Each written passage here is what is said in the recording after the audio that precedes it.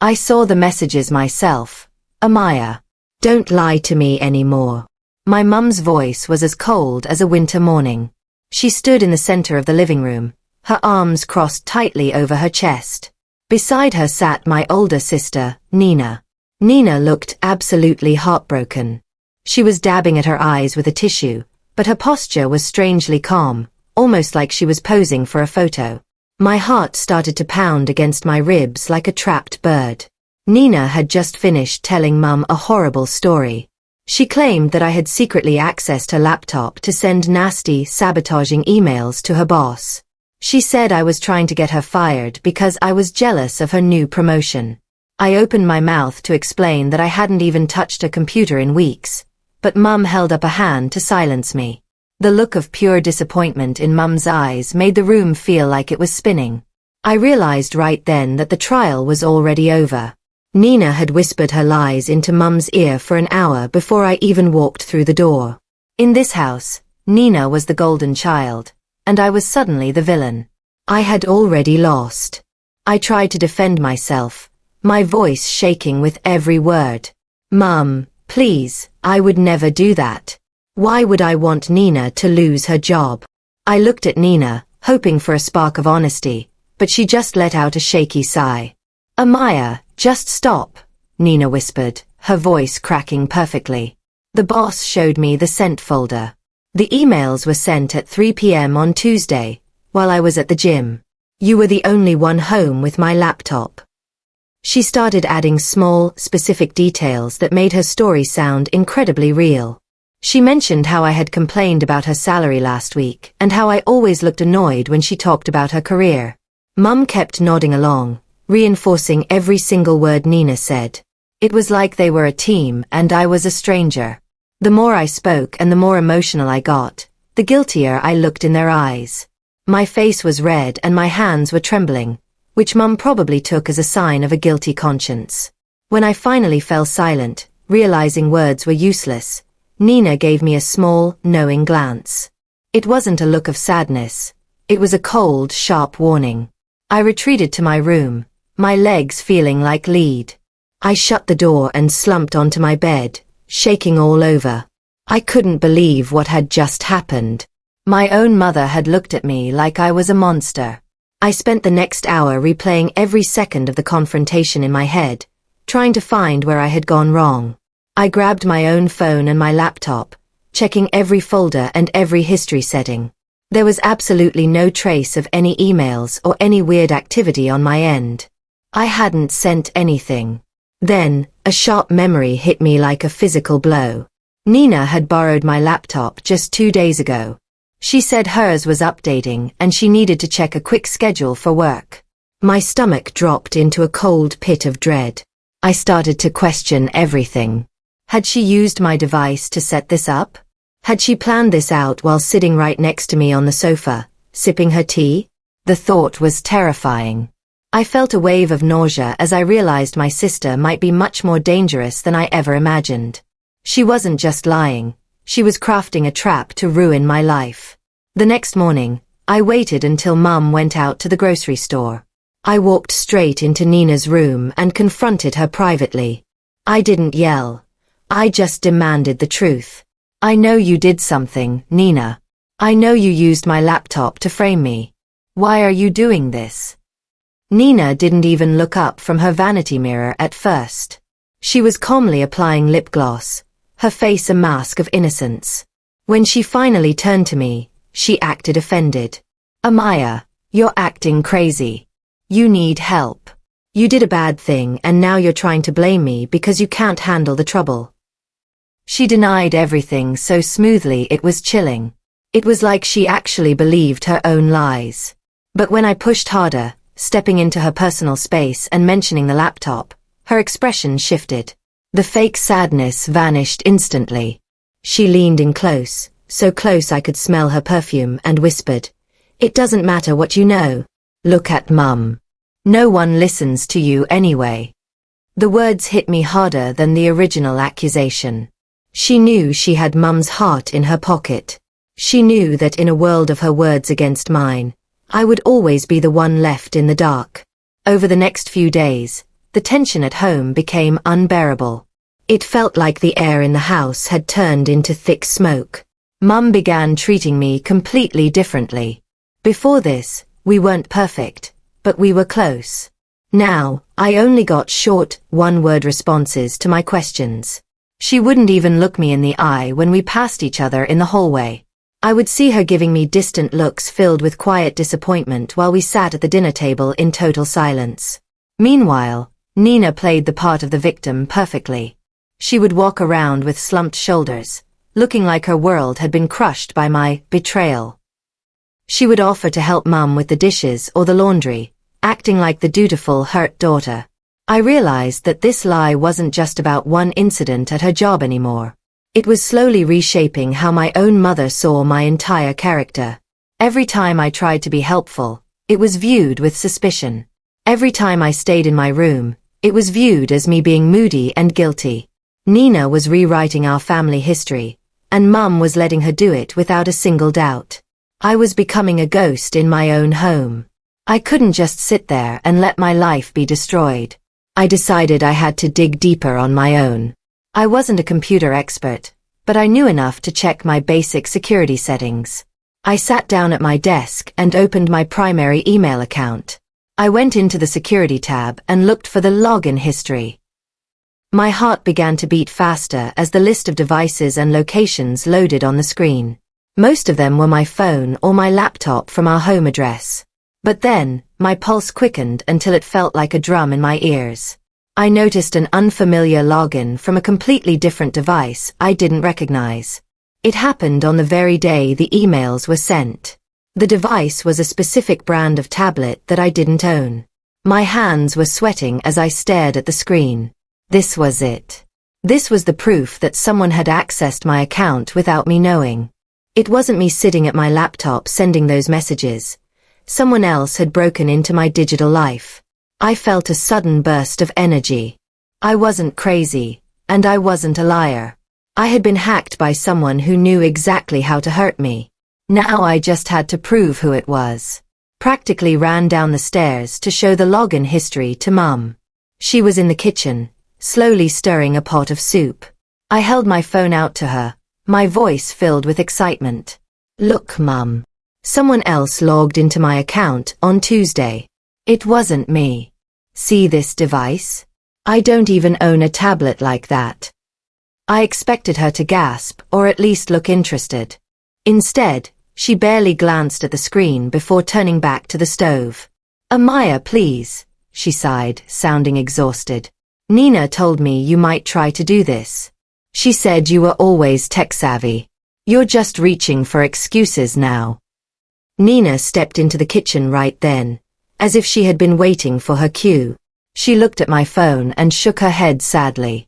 Amaya, you could have easily staged that yourself using a VPN or a friend's device. Why can't you just apologize so we can move on? I felt completely trapped. It was like I was shouting underwater. Every piece of evidence I found was immediately twisted by Nina and dismissed by Mum. The more I tried to defend myself, the more they saw it as proof of how manipulative I was becoming.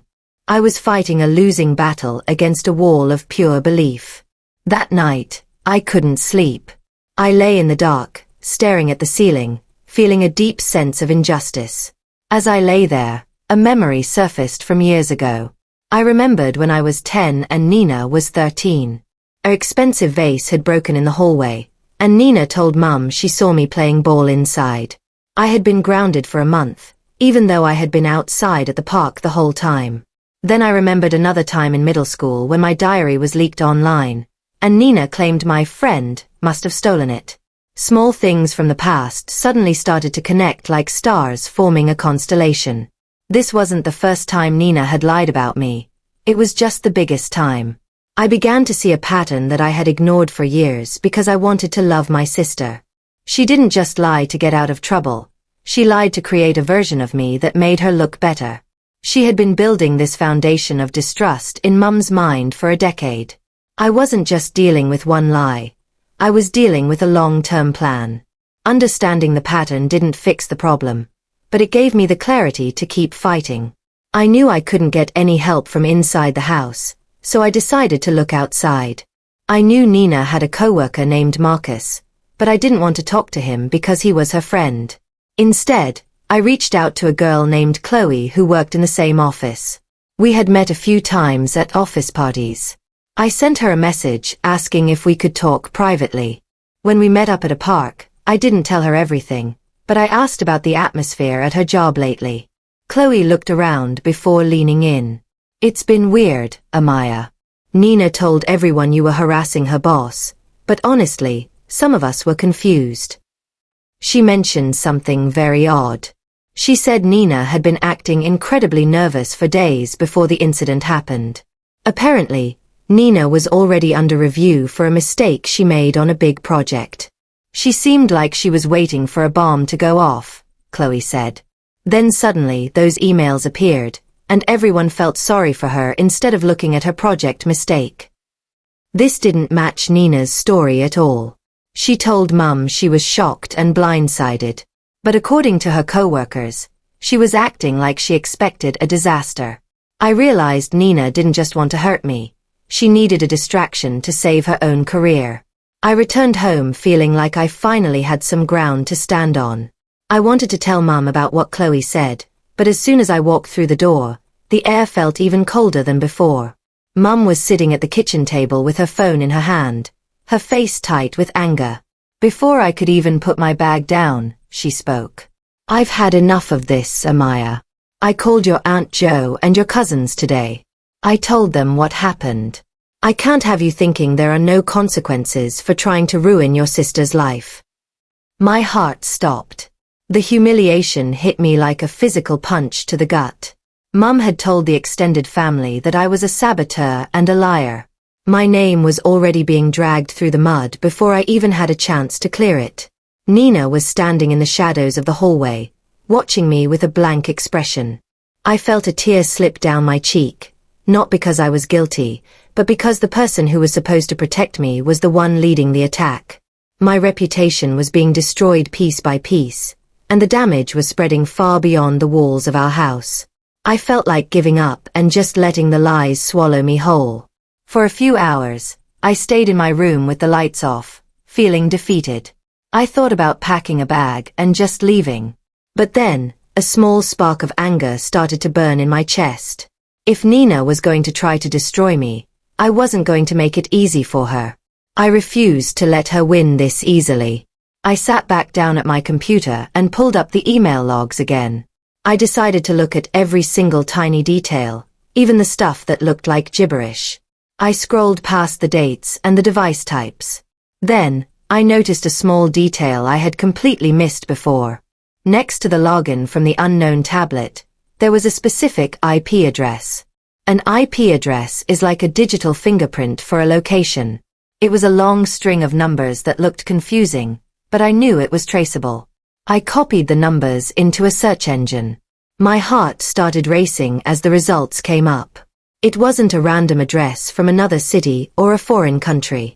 It was a local address right here in our town. It was unfamiliar, but it was close. Very close. This wasn't some mysterious hacker from across the world. It was someone nearby. Someone who had access to my password and a reason to use it. I spent the next hour researching how to find the exact location of an IP address. It wasn't as simple as a street address, but I found a tool that could map it to a specific neighborhood block. I typed the numbers in and waited for the map to load. My hands were shaking so hard I could barely hold the mouse. When the little blue dot appeared on the map, my breath caught in my throat. The login didn't come from our house, but it was less than 2 miles away. It was located in a busy commercial area full of shops and small businesses. My heart was thumping against my chest. This wasn't a random location. I knew this area. This was the part of town where Nina spent almost all of her free time. She was always going there to shop or meet friends. The pieces were starting to align in a way that made my skin crawl. It wasn't just a nearby person.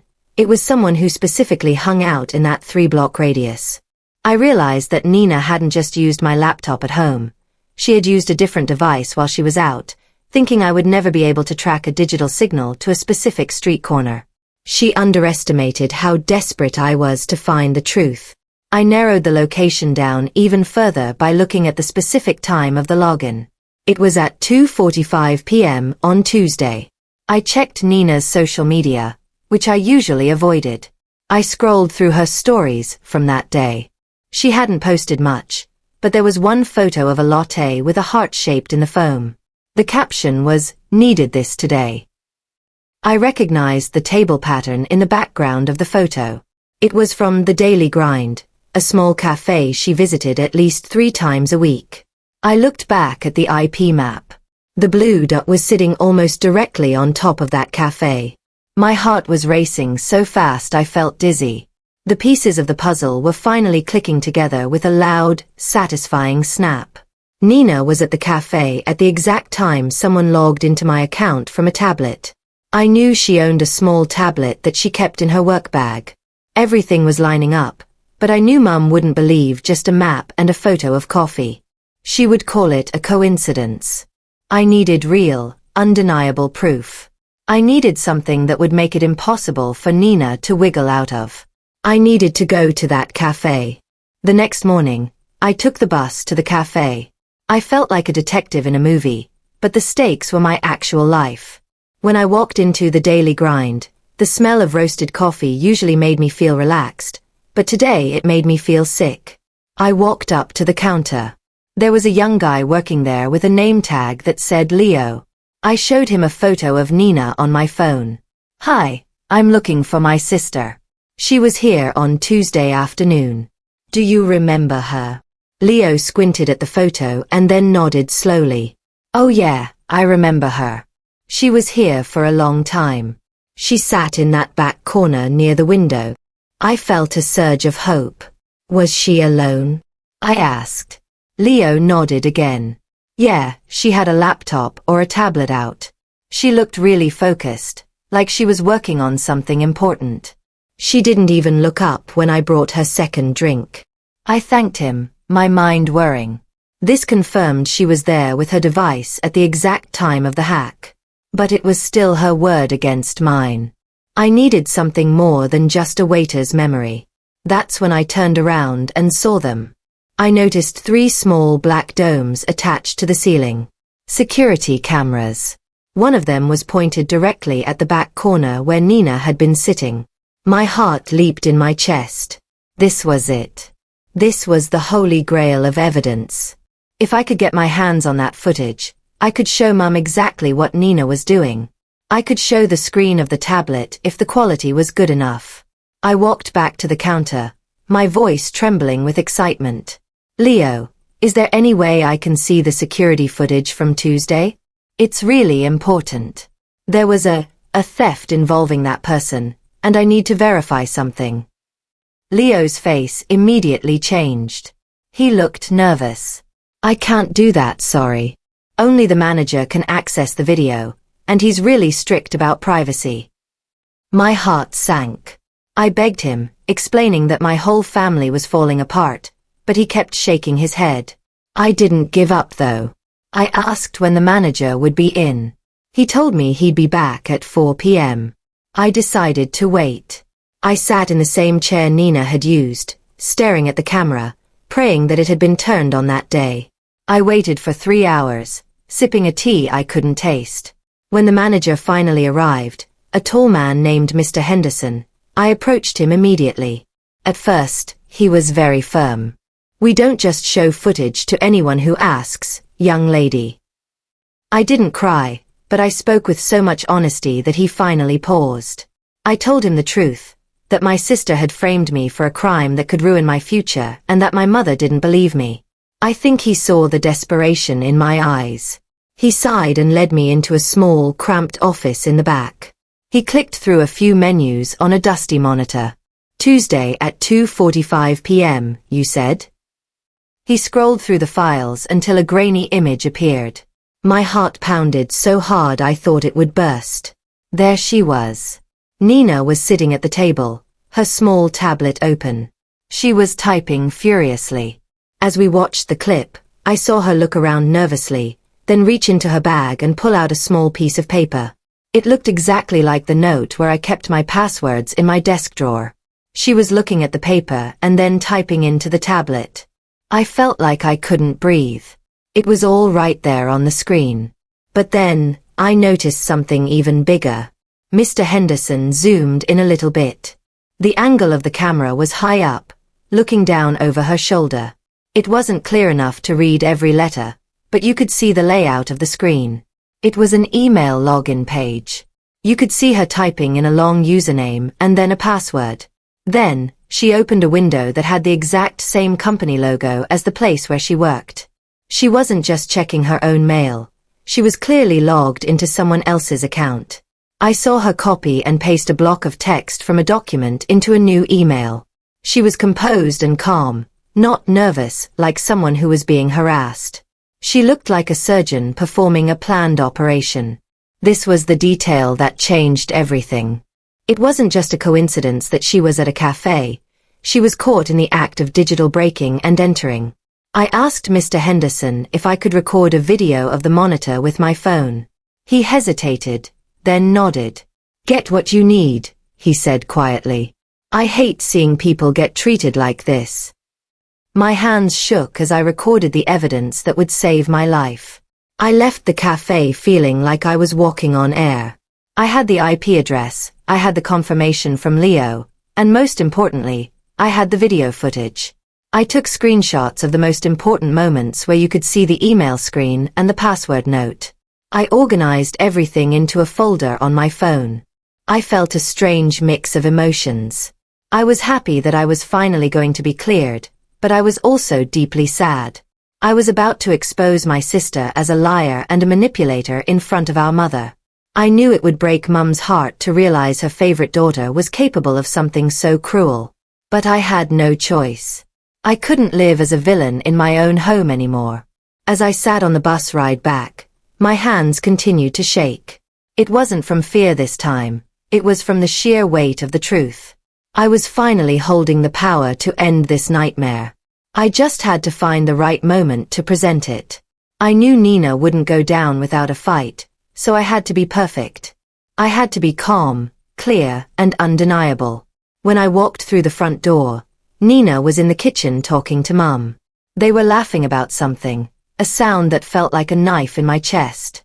As soon as I entered, the laughter stopped instantly. Nina looked at me and her eyes narrowed. She must have sensed that something was different about me. I wasn't looking at the floor anymore. I was looking straight at her. "Where have you been all day?" Mum asked, her voice cold. "I told you that you were grounded." Before I could answer, Nina stepped forward.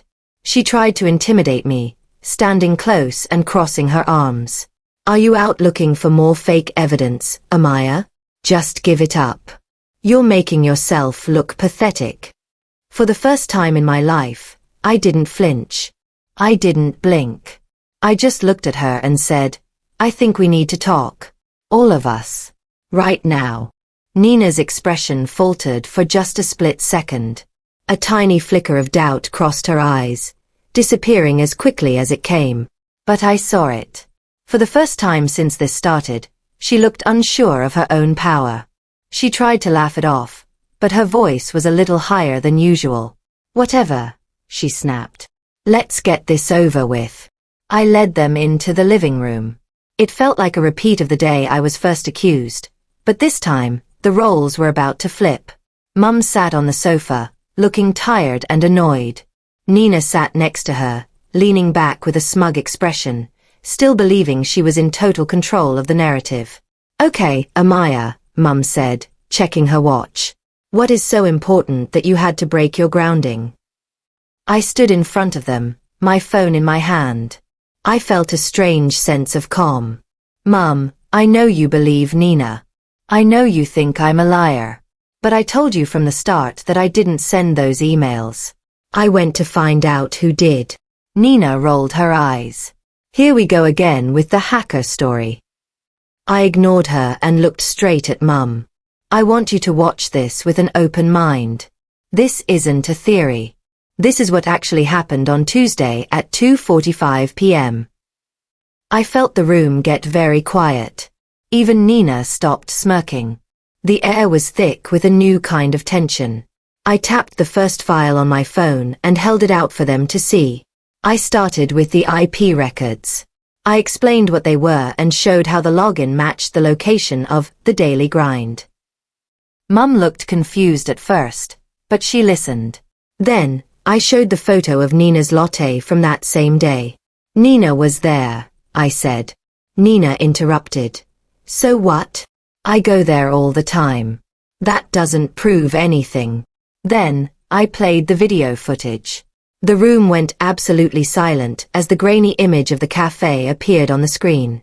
Mum leaned forward, her eyes widening as she recognized Nina's favorite sweater and her tablet. We watched the part where Nina reached for the password note. We watched her type into the email login screen. We watched her copy the text. Mum's expression began to change. It went from annoyance to confusion, and then to a deep, painful shock. She looked at the screen, then at Nina, then back at the screen.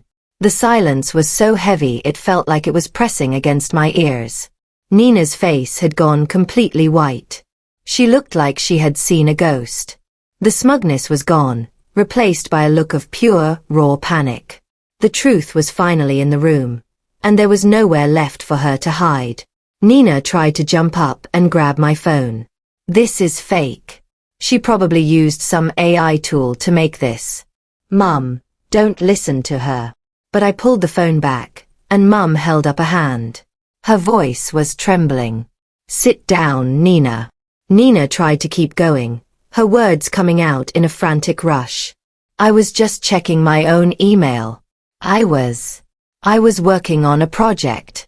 Amaya is twisting this to make me look bad. But her explanations didn't hold any weight anymore. The details were too precise. The timing matched the emails exactly. The password note was the same one from our house. For the first time in my entire life, Mum began questioning Nina instead of me. Why did you have Amaya's password note, Nina? Mum asked, her voice sounding like it was breaking. And why were you using a tablet at the cafe instead of your laptop at home like you told me? Nina stumbled over her words.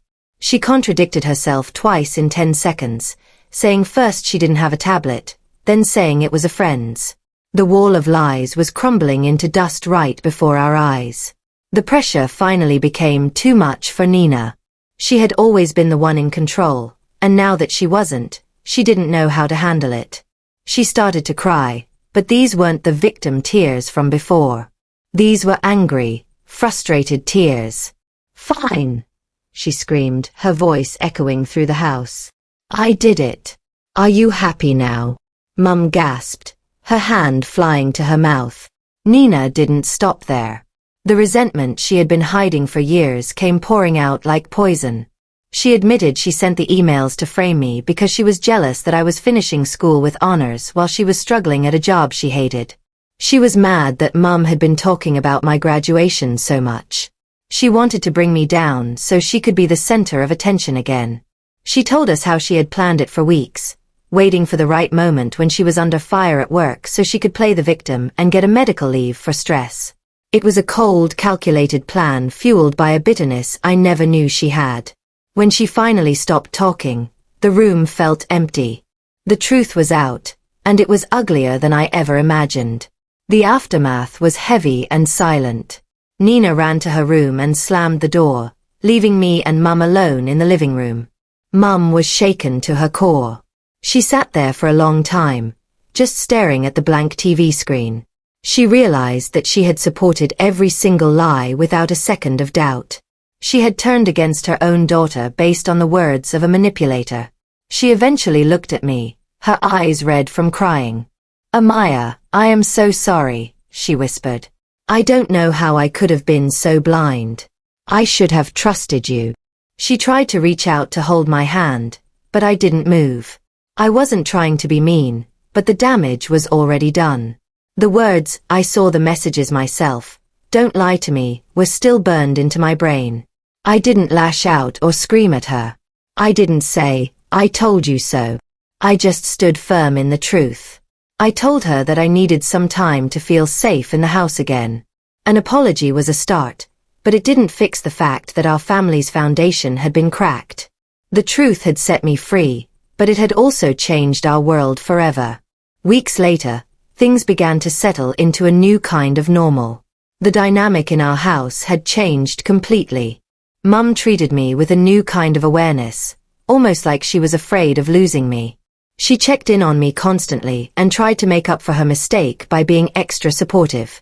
Nina kept her distance, rarely coming out of her room when I was in the common areas.